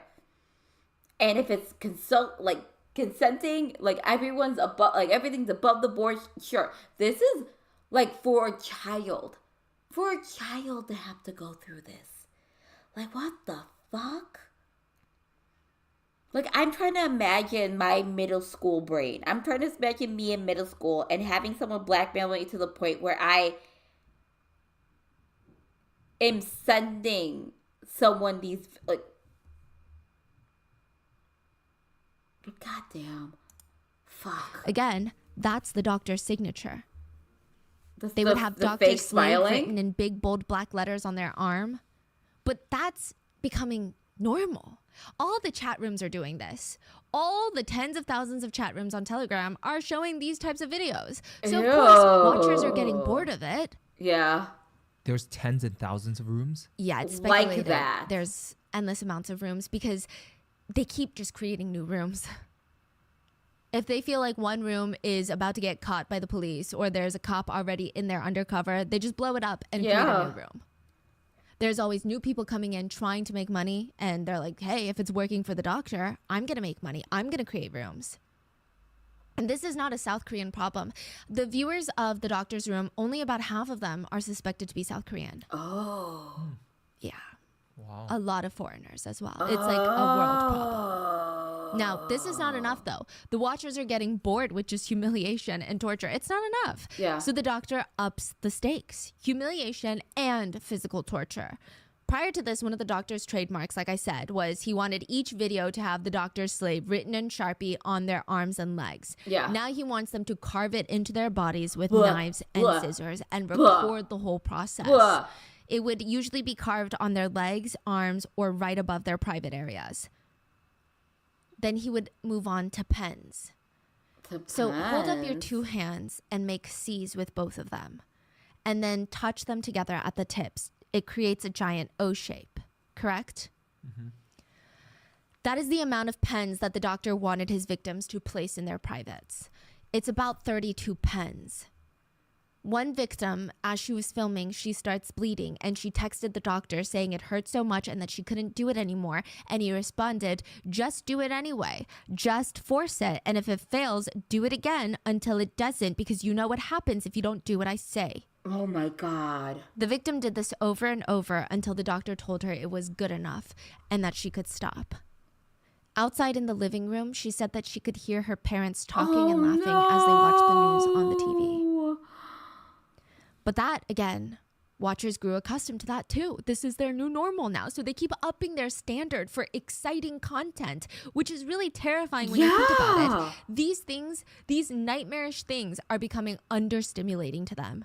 It's not getting them off anymore. Oh my God. So the doctor had the victims move on from pens to rulers to knives and sharp scissors. Sharp objects would have to be placed inside now. Then it was all about breaking all limits. If the doctor even found out that any of the victims had a brother, older or younger, he would force them to perform oral activities on their brothers or even force them to be essayed by their brothers. I don't know how the brothers are consenting to this. They're It's not. crazy. I don't even know how someone could even try to unpack the level of trauma that he's inflicting on his victims with something like this. I mean, there's the level of trauma that these victims are already facing from being blackmailed and effectively held hostage by someone to do things that they absolutely do not consent to doing. Yeah. Painful, humiliating, uncomfortable, disgusting things. Then the doctor adds another layer of trauma by ripping apart a family by making the victims commit incest. Yeah. I mean, I'm sure it's possible, but it would take, it would be a very, very, very cruel, long journey for both sister and brother to recover mentally and physically from something like this. Yes. And then to have someone in your house that knows what's going on and becomes part of the torture, to have that infiltrate your home. I mean, it's gonna feel like there is no escape. There's no way out. If these types of videos get out, a lot of the victims, they would no longer have friends, a family. They would have no futures to fall back on, because that's how society works. Oh, no. But even that wasn't good enough. Watchers would comment, "Doctor, we're willing to pay you more if you can do more for us. It's not a problem of money anymore. What more? Like, It's a problem literally, of, what more? What do you have for us?" Thus came about the creation of the doctor's VIP rooms. $1,200 to get accepted into a VIP room where the girls are forced to interact with the VIPs. It's not like they're bonding and entertaining them. The VIPs are throwing all sorts of horrible, degrading, psychologically jarring, soul-wrenching, distressing comments at the victims, and the victims would have to respond to it. VIPs would be able to pay additional funds to be able to video chat with the victims and even request for photos and videos. For example, if a VIP wanted a specific victim to brand their bodies, they could just pay a designated amount and it would happen. Oh my God. Like another carving? Yeah. The victims would be forced to smile on camera while they branded themselves with whatever the VIP wanted. Usually it was a degrading word, a variation of personal toilet, slave. And by branding, it typically meant that, again, they would have to take the knife and carve it into their bodies. Oh, no. Usually right above their private part. Oh, no. Sometimes the VIPs would want their usernames to be carved into the victims. Oh, my God. But even that wasn't enough. The watchers were never-ending, unsatiable sadists. They wanted more. They needed to constantly up the stakes to feel more. So the doctor starts releasing victims' addresses into the VIP chats. This was honestly diabolical. Yeah. It adds another layer of fear to the victims. They're already terrified that their videos and pictures are going to get leaked by not just the doctor, but any one of these anonymous faces in the chat rooms. In South Korea, that's as good as a death sentence. I mean, I think it's getting better, but even in America, that's the way that societies work. Yeah. As of right now. I mean, it's deplorable, but... Yeah, okay. Like, once again, I think I've stated this before. teach dance classes. I teach pole dance classes. I teach other styles of dance, but like also pole dancing is in the genre. And I tell my students all the time, for some people, just standing next to a pole can get them fired. They're not even dancing on it. They could just be standing next to it. And if that gets leaked, they could be fired. And I know I do know culturally there is a thing within like in South Korea about like image and like things like that. Like just think about like the K-pop industry. Like if people are suspected of being bullies like when they were in high school, like they lose their whole entire career. They get kicked out of groups. They get like people like setting them threat. Like it's reputation is such a big thing. Like it's a huge thing. And also hierarchy is a big thing. So like to have now someone have so much control and have so much manipulation of your life at such a young age where you can't really fully process it yet, like that's fucked. It's fucked. It could signal the end of your life as you know it. They're Yeah. terrified for their pictures being leaked, but they're also terrified of their families finding out about what's happening to Yup. them. They don't want their parents to worry. They feel ashamed. Not to mention, these victims are terrified when they go outside because they have no idea who's in these chat rooms. Yup. Their faces are in all these videos. They don't know if they're going to encounter a watcher or if they're passing one on the street, at the store, at the restaurant, or Yep. at school, or at work. Yep. They're overanalyzing. Like, why did that guy look at me for 2 seconds too long? Does he recognize me from somewhere?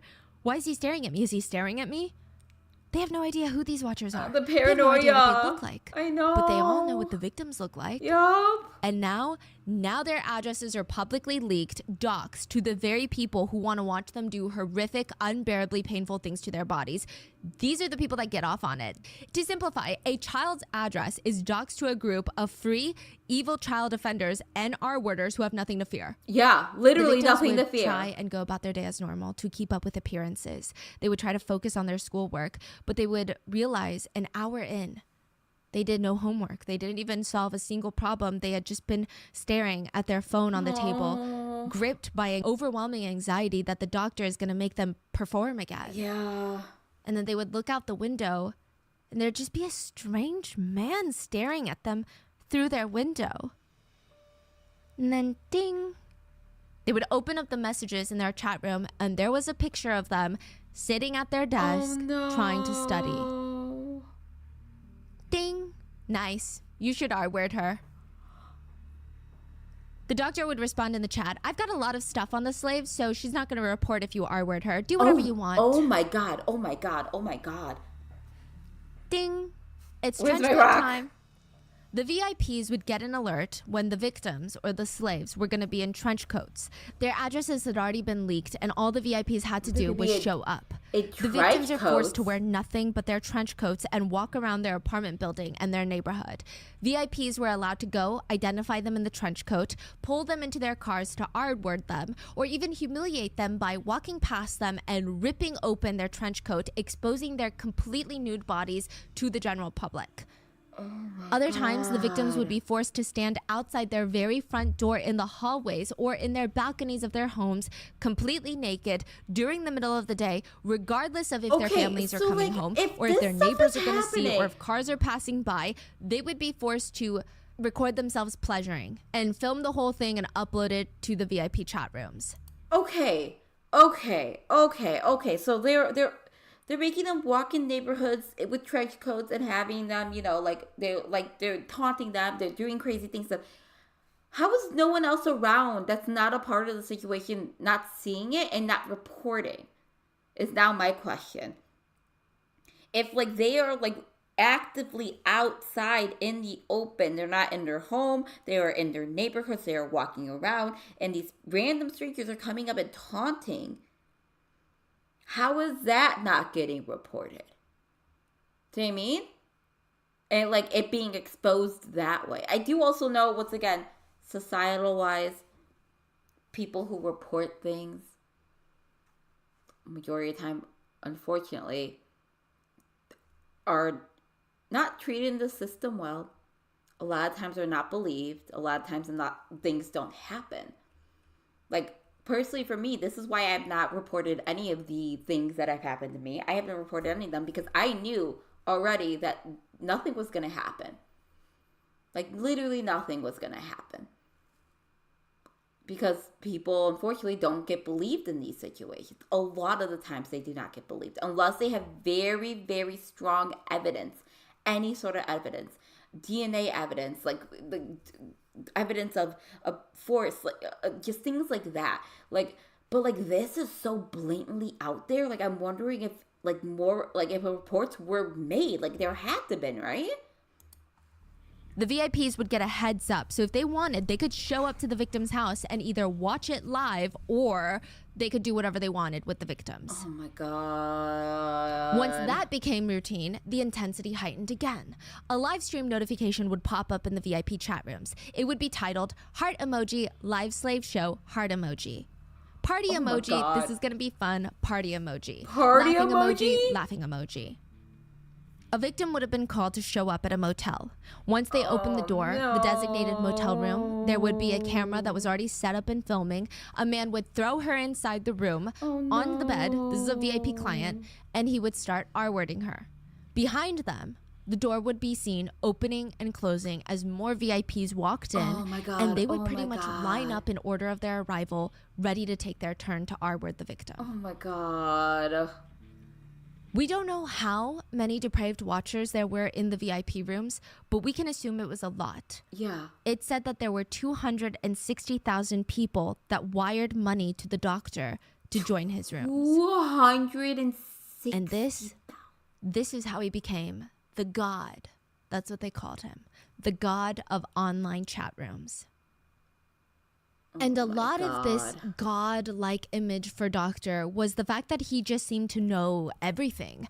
He knew it all. They said, like a god, the Doctor was omnipresent. He was somehow mysteriously always able to find out the victims' family registrations, who their parents are, their phone numbers, their addresses, that should be their occupations, a tip everything. onto something it's like about the Doctor him, always though. knew everything. I mean, How? I'll explain how he did it, but have you ever done anything consistently for 8 to 9 years of your life? Have you ever had a job that long? Have you ever had a hobby that long? Yeah. Jay had something that he had been consistent with since middle school. He had been trying to kill his middle school teacher. What? It started off as like a tiny little crush. He was in class. They locked eyes. He thought it was love. The only obstacle being that his middle school teacher was getting married and going to start her own family. And also, But she's a determined. teacher? He was determined that she would look at him in class one day and realize, whoa, my marriage is going to fall apart and my whole life is this little boy right here in front of me. And she just needed to be with Jay. That was the plan. No. But that didn't happen. Yeah, no. She went on her honeymoon, and Jay was Yeah. fuming. He vowed that if she ever betrayed him again, she would have to be punished. Then a year later, she went on maternity leave, and Jay came to the realization, maternity leave? That means you had a baby, which means you were pregnant, which means she had done the deed with her husband and had Yes, because cheated that's on him. No. He was so enraged that he started stalking her to find out extremely private information. He started reaching out to her on a daily basis through Kakao Talk, which is like their messenger app in Korea. Yeah. Escalating to the point where he told her straight up, verbatim, I will kill your baby. He was reported, pulled out of school, Yes. placed in a juvenile detention center, and the second he got out, he texted a friend. All my friends have moved on. Since I was thrown in this jail, in this juvie, I had to miss both of my grandparents' funerals, and that bitch is throwing her daughter a first birthday party. I already looked into her address and everything. No. The same day he was released, his former middle school teacher would open the door to her apartment unit to leave with her baby for a stroll. To see And she him would there. see the big red letters spray painted in the Oh hallways. no. I will kill you. In 2018, Jay was hired by the government. He would have access to all civilian records and personal and private information of civilians. He would have Why? access to the government database. Why? What's his job? Just like a data clerk. Also, he's a Why did they not vet them? Why did they not see that this was on their record? Why give them access? I'm mind boggled right now. that they were like, oh, just he can have a government job without looking into that incident. Yeah. Government official. Not an official, just a government employee. Like if you work at, I don't know, the DMV or, the And registration office. you have access So he to has it. very private information. Yes, Yup. with his prior criminal record of stalking his middle school Yeah. teacher for like 8 years. Which is he gets a job. crazy. Then in 2019, he was hired by the doctor to steal phone numbers, registration numbers, addresses of not just victims, but random celebrities that the doctor liked as well. He would steal the addresses of at least 4 famous active girl group members, 2 of the members' dads, all their registration information, a famous actress, and a famous broadcaster, like a news announcer. Oh my Personal and God. residential details were taken. Oh my God. It's alleged that the doctor doxed these celebrities in the chat room and stated, girl group member, redacted. Personal information, resident number, redacted. Famous broadcaster B lives in redacted apartment in redacted city. Redacted is Idol C's newest location. If you wait, you could probably catch her. The doctor stated in his chat rooms Oh that my he would be working God. with staff members on these celebrities' inner circles to get hidden secret camera footage of these idols so that he could make Staff these idols and members? celebrities his slaves as well. This solidified his reputation of the god of the chat rooms. Oh His my reputation God. was untouchable. Oh God. The doctor's rooms were becoming so popular that the doctor could no longer handle all the demand. He's overbooked, so he starts hiring employees. They were like receptionists. Which is They would vet insane. and take payments from the watchers. They would interview the potential watchers and admit them into the appropriate doctor's rooms. There's a lot of trust that the watchers would have to put into these hired employees. Yeah. Because they're the ones collecting their IDs, their payments. So to make the watchers more comfortable, the doctor reassured everyone in all the chat rooms, for each employee, I have access to their ID and social security number. Oh, so don't worry. shit. The doctor would eventually have dozens of employees working underneath him. He would place their pictures and identities in what he called the doctor's encyclopedia of actors. He was running a full-scale illegal movie CP torture film operation, and the doctor is untouchable. And nobody knows who he is. They don't even have a clue. That's why they say games are only fun when you have someone challenging to play against. If you're a chess master and you play against a novice, you're bound to get bored. You can predict their next 10 moves. You can predict what they'll do, and you'll do the exact opposite. The novice thinks that they know what you're going to do, but you could just play them. It's not challenging. It's not fun. Reporter Kim from Hangyeore, the one that met up with the Joker, he published his article, and at first it's crickets. The general public didn't even care. Within a week or so, the article starts slowly taking off and gaining traction. The people who were interested in the article, though, were only interested in the article because they were interested in the doctor's room. Yeah. Essentially, oh wow, I didn't know something so horrendous existed. I want to join. Yeah. He basically gave One them of the chat rooms advertisement. originally had 1,000 paying watchers. After the article went up, they had 5,000 paying watchers. Some users even came in saying specifically, I never even heard of Telegram. I didn't even know what it was. But I came looking for the doctor's room after reading about it on Hangyeore. Which is great. The chat room Oh thought my it was God. so hilarious they would comment, Kim Won, that reporter, needs to publish a follow-up article ASAP because he's blowing us up. His piece is more like a review than an expose, if I'm being honest. LOL. We're famous now, guys. Let's all celebrate. If there are any journalists in this chat room, hi, hello. Oh my Mr. God. Journalist, make us all famous.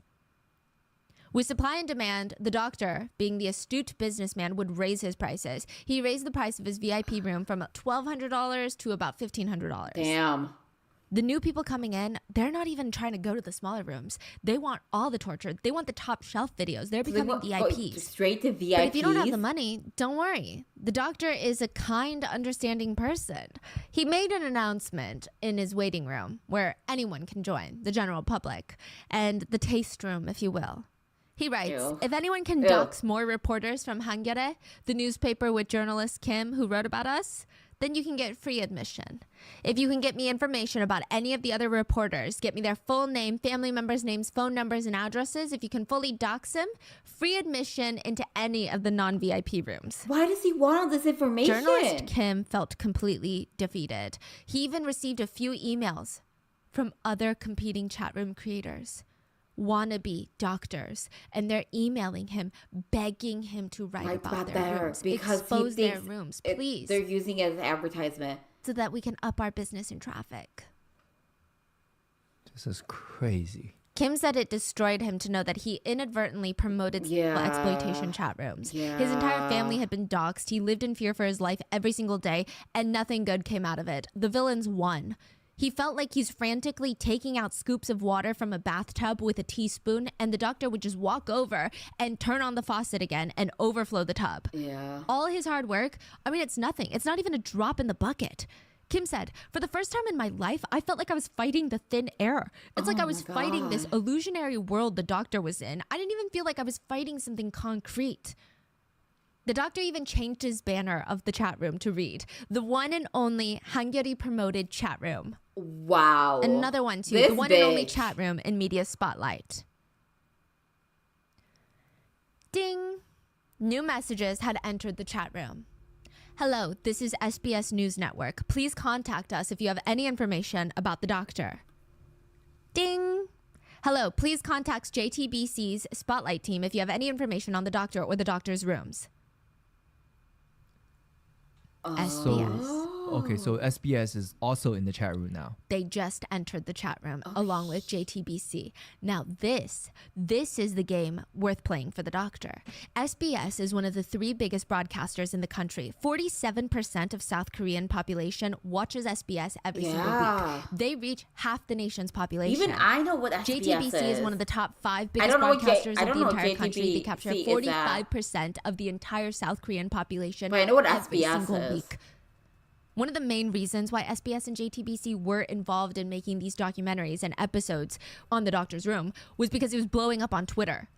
So on mainstream media, nobody's talking about it except for reporter Kim and maybe a few small other journalists. But these mainstream media journalists, they're not even touching it. They're not even looking at it. To them, it's boring. They don't care. Who's blowing it up? Twitter's blowing it up. Damn. Yeah. One of the producers of JTBC said that her boss was originally not wanting her to cover this case at all. He's like, don't waste your time. This is old news. We don't care about spy cam videos anymore. We're moving on. She had to show the higher ups at JTBC the outrage on Twitter to show them, like, there's going to be an audience. Please, you need to let me do this. That is how they finally agreed. Because of Twitter. Because of Twitter? So because of Twitter, SBS and JTBC are now in the game. And the doctor is about to become one of the most famous doctors in the entire nation. Sorry, I wanted to see if anyone else had said anything in the chat, and I dropped literally my phone, like everything. It just fell. Okay, cool. Hold on 2 seconds. Hold on. We're fine. It's gonna be okay. Cool. We're good. Because once again, my phone sometimes doesn't actually show me that someone has chatted. Anyways, sorry about that. Okay, keep going. Let's go. The producers are huddled in their conference rooms waiting for any tips and leads. Ding! They all sit up straight. They check their phones. It's a message from the doctor himself. What? Are you looking for me? The producers start responding. There's a sense of urgency. They don't want him to get bored. They don't want him to change his mind. They need to extract as much information from him as possible. They need to be smart. Every message they send needs to accomplish something. We spoke with many of your victims. They live in pain every single day. Do you not feel any guilt? I'm not a psychopath. Of course I feel guilty. But let me ask you something. How much money would it take in order for you to shoot someone? I would shoot someone if there's profit to be made. He's basically saying, money. Money is the end. Money is the end all be all, and these people are just getting in the way. Yeah. He's like, their pain is getting in the way. I run a private investigation agency, but I also sell drugs on the dark web. Can we come talk to you? I'm in China. Come and meet me if you can. Done. We'll be right there. What part of China? That was a test. I'm actually in Cambodia. If you're a journalist, you should actually know that. This was fun, but I have to get going. I have to pick up a package. The producers want to stall. They want to keep him on the chat. Yeah. Is there a similar delivery system in Cambodia like there is in Korea? Don't look down on Cambodia. The doctor is playing games with them. Yeah. Is he in China? Is he in Korea? Is he in Cambodia? Is he a PI? Does he sell drugs? How old is he? Some parts of his text message, the cadence talks like a young college-age student. And then other parts of his text message, he uses older traditional Korean words that only someone in their 50s would know. Like a scholarly man in his 50s, not even an average 50-year-old man. They had so little leads, the producers were lost. They don't even know where to start. He's playing chess. They're not even playing checkers. They're sitting there with their coloring books. It's not even the same sphere. No. So in order to level the playing field, the doctor decides to give them an upper hand. He shows them a cryptocurrency account that he owns. It's the way I get paid for my rooms. Have you ever heard of the trolley dilemma? Yes. Yeah, of So course. you're in a trolley, a train, if you will, and the trolley is headed straight for 5 people who are on the train tracks, unable to move. The train's brakes are broken, they will not work, and 5 people will absolutely be hit and killed by the trolley. There is no way to outsmart this. These people are not dead already. There's no terms and conditions. But they're about to 5 be people dead. are about to die.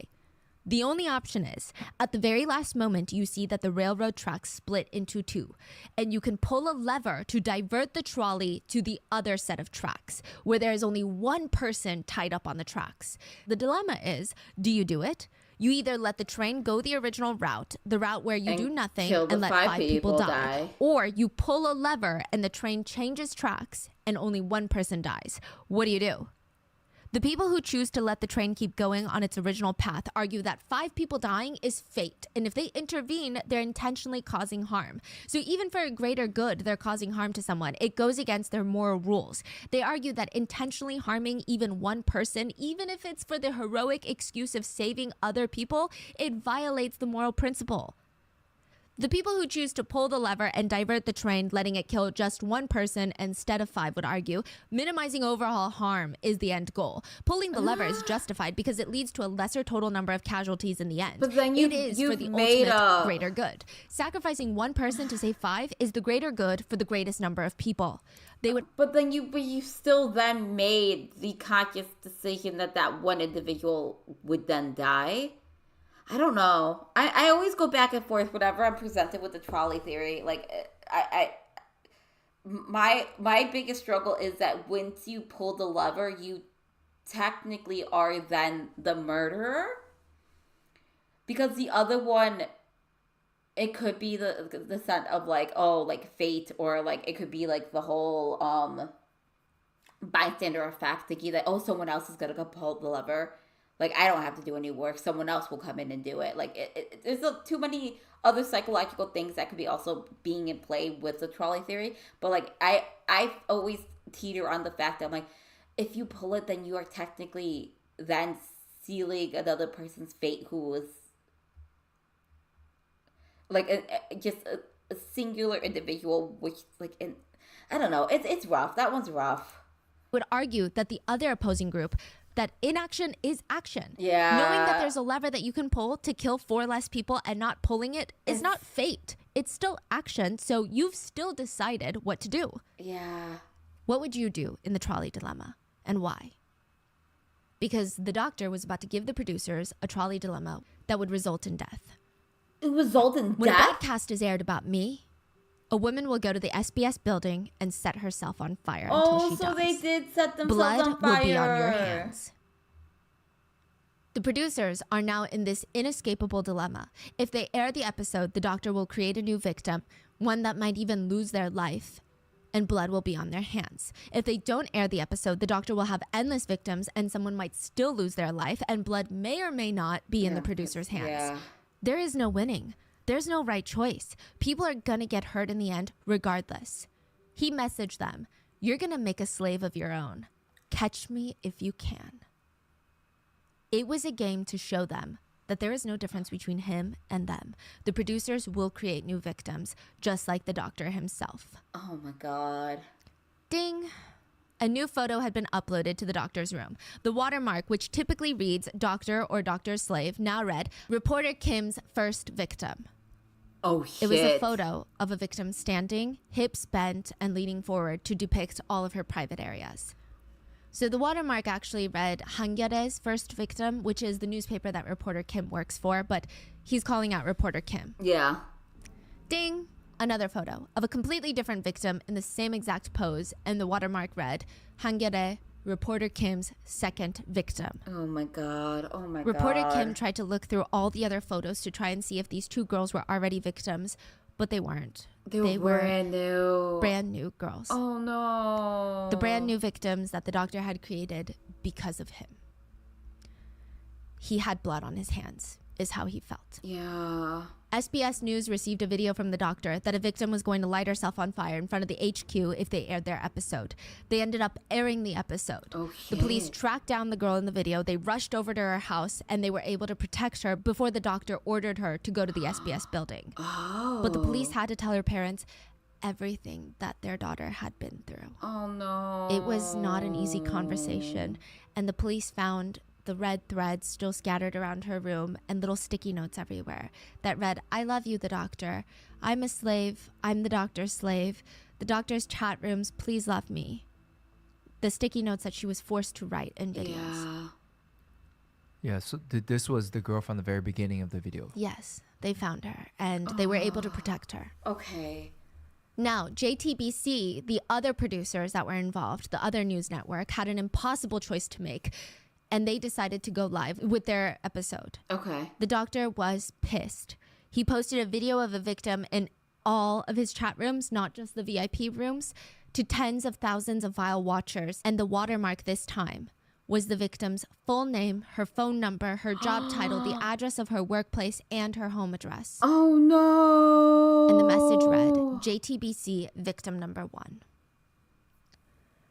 The producers working on this case were in the chat rooms watching the photos and videos that were being posted. And they said, I started feeling like both my brain and my heart were contaminated. It was such a lonely fight. Like I did not have energy to continue anymore. Side note, feel like the JTBC either way you producers cannot win. reached out to the victim because they had all of her information because the doctor doxed her. And they apologized profusely for airing their episode. And it probably would have made it so much easier for the producers if the victim screamed at them, yelled at them, threatened to sue them, took her anger out on them, because at least that way the producers can feel like they're being punished in a way. But instead the victim just responded, it's okay. He would have done it anyway for whatever other stupid reason he could find. Yeah. Because he's said, done it before. Was it my fault? I didn't even know what to say to that. I made her a victim. I felt so guilty. Another producer said, what was agonizing was watching people get victimized at every moment, and you keep working and you keep writing articles and you keep investigating, and yet nothing is being done. There are still victims being hurt and new victims coming in every single day. It got to the point where I wanted to just leave the country, because why would I live in a country that can't even shut something like this down? Yeah. But then I realized it's everywhere. Yeah. So they stayed, and they had to watch. And they had to keep reporting. Some managed to channel that feeling into anger. One of the producers said, I felt the urge to kill them. I was so angry that I had thoughts of murdering every single one of them and going to prison for it. Yeah. She said she had fantasies of jumping into the screen and grabbing people's necks, the creator, the managers of the chat rooms, the watchers, all of them. She wanted to murder all of them. It was very clear that they needed to find more victims because it was the only way to try and protect them. One victim actually reached out to the producers and she met up with them, and she said she'd been recognized. And the more she talked, the more panic was in her voice. And she said, now random people come up to me on the street and ask me if I'm really that girl in the video. And I feel like everybody who passes me on the street just knows. They just know who I am. They know what I did. The producers tried to comfort her. It's okay. It's okay. Nobody knows. Nobody knows. That's crazy because those people are pedophiles. Yeah. Yeah. And they're just publicly announcing that they are pedophiles. And they feel like They feel like they're good. What is the victim going to do? She's so scared. And the police can't catch them. Where's the proof that they're in these chat rooms? But to be able to identify the producers told her nobody knows. But they were lying. Because when they first saw her walk in, they recognized her from one of the videos. Oh, no. Because the producers are all watching the videos as well. They knew who she was. Yeah. And that's just one victim from one room. The reporters knew this, trying to study this complicated web of trafficking. Every day there were at least a dozen new chat rooms that would appear, completely new rooms, copycat rooms with new victims, where they're just trying to copy the winning formula. There were reseller rooms, creators selling old content from older rooms, there's spin-off rooms, themed rooms. One room was called the Desire for Acquaintance room. It had over 28,000 members in one chat room, and it was filled with people who wanted to, quote, dominate someone that they knew in their real lives. What? The chat was filled with people posting videos and photos and doxing their own coworkers, friends, family members, and classmates that they wanted to see get turned into a slave. What the fuck? And if they couldn't install some sort of hidden camera to get explicit photos or videos of them, they would collectively help Photoshop their heads over naked videos of oh my God. torture videos that were from other chat rooms. And their motto was, all the girls in our lives are candidates for our desires. Then you had the dance room, which would include typically girls, young girls, photos, names, ages, and which dance studios they dance at. Like, because, you know, they learn ballet, they go to these dance studios when you're younger. And a lot of these dance studios, because they have parents that want to come and watch, they have glass walls. And you can watch from a second room. They will dox all of that and encourage strangers to go watch these children during their dance lessons, and almost encourage either stalking behavior or even violence if they so please, as long as they record it. No. There were rooms for everyone. So the producers kept the episodes up, and the episodes had aired, and there was one statement made by the doctor to the producers that made it to the final cut. The doctor was talking about another competitor, and he used their username. He called them out directly in the broadcast. He said, oh, God of Nth Room? He produces low quality shit. Watchers had always said about Doctor, in the world of Telegram chat rooms, the Doctor is a godlike figure. He was their God. But what's better and what's higher than God? The only person that could take down or rival the Doctor was God. God had disappeared for 11 months. He handed off his nth room chat rooms and 60 victims to be managed by the Watchman. He had been MIA, and his watchers were left to mourn his absence. And a message pops up in the nth rooms. Ding! Tell SBS to contact me if you see them. LOL.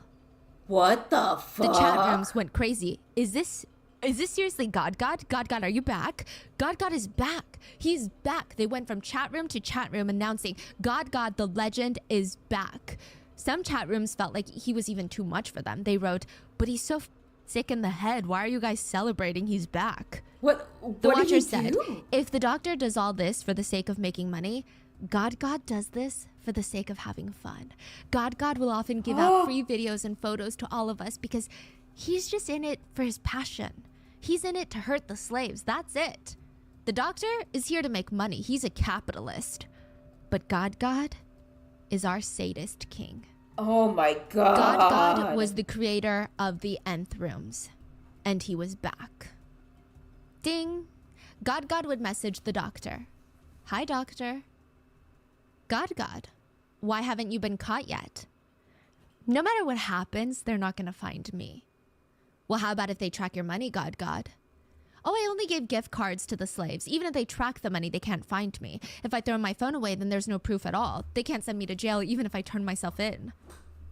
Yeah, well, I'm abroad, so it doesn't even matter.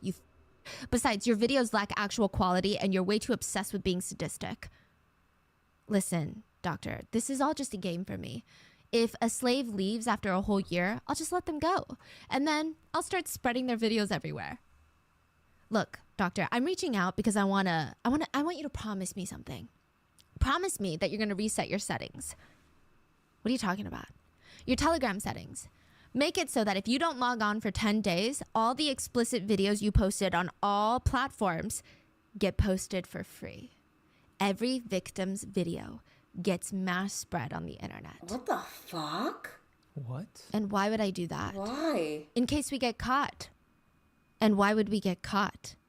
We don't get caught, but just in case, we got to make all the videos public. We got to go out with a bang. The conclusion of the conversation between God, and the doctor being, What the fuck? if we go down, we're taking all the victims down with us. Oh my god. But why? Why? They hate each other. They're competitors. Why on earth would they work together? Because you know what they say. An enemy of my enemy is my friend. Oh my god. And that is where I leave you with part 1. Part 2 will be up on Wednesday, so stay tuned. Please be safe, and I will see you guys then. I'm like in shock. Like, I'm in total shock.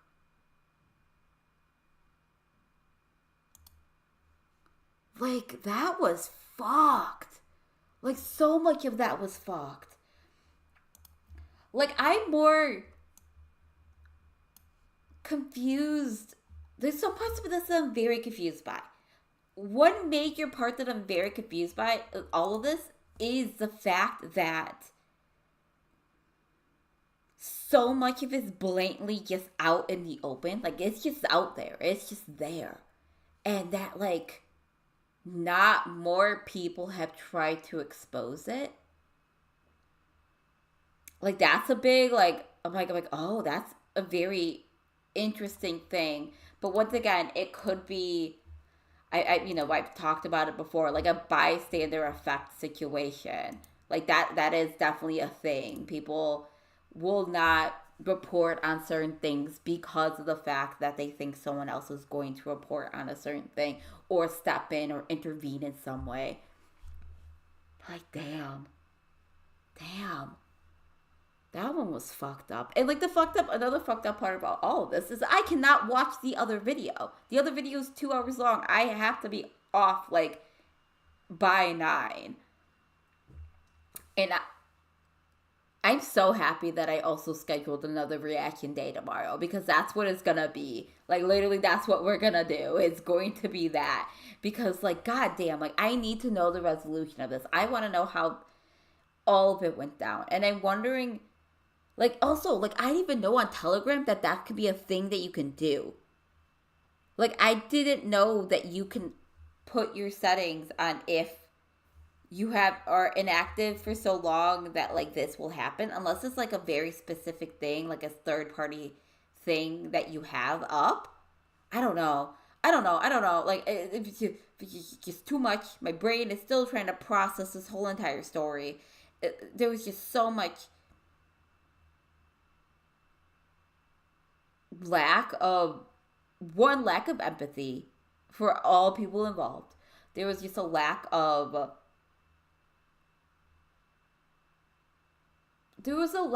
fear for these people who are actually just known, like they're out there in the wild with their faces and their beings and their actual like they're just there exposing, basically saying that they are one to these victims. Like, that's crazy. It's like they're almost proud of the fact that they do recognize these people. Like, that's, oh my god. But yeah, anyways, once again, I cannot, unfortunately, do the second video. I will be doing the second video tomorrow, but the second video will be in the morning. I am planning to go live at 9:30 a.m. I will get ready for the day for my classes that I have to teach later that night, and then we're going straight into the second part of this video.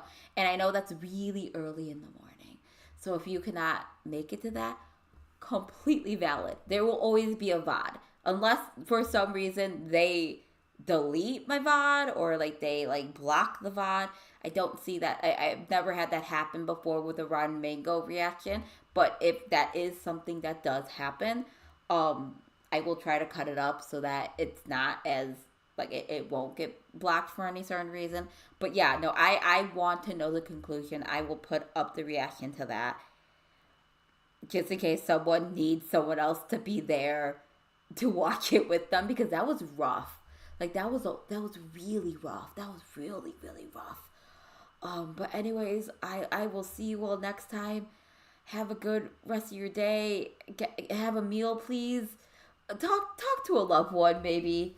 Sorry, it might be a third party thing that allows you to change the view of certain messages. So resetting the settings to get rid of the, yeah, maybe it might be something along those lines because they said like a specific time and date. Like they said like 10 days. If you're inactive for 10 days, you do not log in after 10 days, then everything will be exposed. And like just knowing that we're coming back to a video and talking about how this person is doing it not for money, which also is horrible, but they're doing it for fun, for their own passion in it. Like that's what is this person even produced? Like what are they like? Oh my god, like it's just too much for my brain to handle right now. I gotta get out of here. It is gonna be rough. Once again, I will be doing the second part of this video tomorrow, but once again in the morning. So I don't know if you want to start your day watching me react to this video. Go about your day. Maybe watch it at nighttime. I'm about to play cheery music. I am so sorry. It's a spring Nintendo playlist.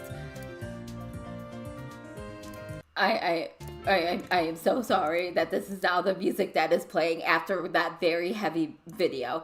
But once again, yes, get a meal, talk to a loved one, pick up a hobby, do something for yourself after all of that. Take care of yourself. I will see you all tomorrow. If not tomorrow, I will see you all next week, probably Wednesday. Once again, hopefully, if everything pans out the way that it should, and I still am able to have enough time in my day. But anyways, I will see you all next time. Goodbye. Oh God, that was rough. Jesus Lord.